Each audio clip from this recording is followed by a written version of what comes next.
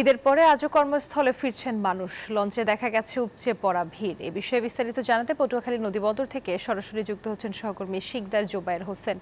জোবায়ের, মানুষ তো ঈদের পরে ছুটি শেষে ঢাকা ফিরছেন, লঞ্চে ভিড় কেমন দেখছেন?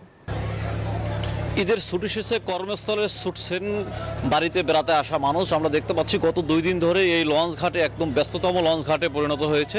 হাজার হাজার মানুষ এই মুহূর্তে লঞ্চ ঘাটে রয়েছে, তারা কিন্তু কর্মস্থলে ফিরতে শুরু করেছে। এখানে এই মুহূর্তে 4টি লঞ্চ রয়েছে। এই লঞ্চ ভরে গেলে আরও লঞ্চ চলে আসবে। আমরা গত কয়েকদিন ধরে দেখেছি 6 থেকে 8টি লঞ্চ প্রতিদিন এখান থেকে ছেড়ে যায়। প্রত্যেকটি লঞ্চেই কিন্তু হাজার হাজার মানুষ এখান থেকে যাচ্ছে এবং যাত্রীরা জানিয়েছেন যে বাসের টিকিট একেবারেই পাওয়া যাচ্ছে না।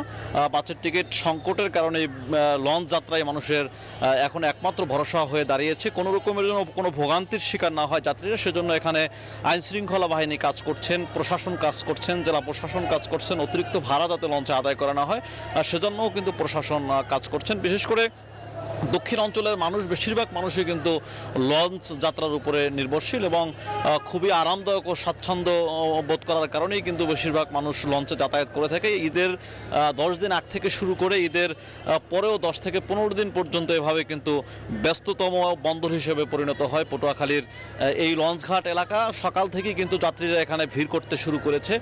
অনেকে লঞ্চে সিট পাওয়ার জন্য কিন্তু সকালেই চলে আসে।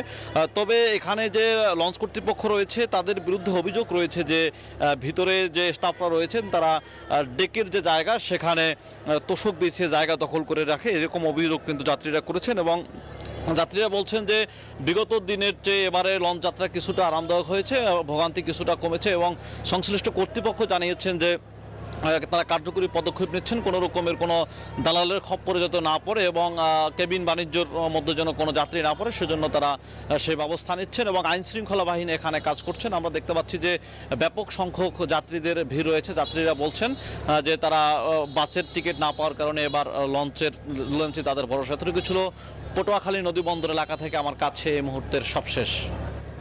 জোবায়ের, আপনাকে ধন্যবাদ। বান্ডেল থাকলে প্রতি সেনমানিতে টাকা বাঁচবে। বিকাশ সেনমানি বান্ডিল কিনে জিতুন প্রতি লেনদেনে।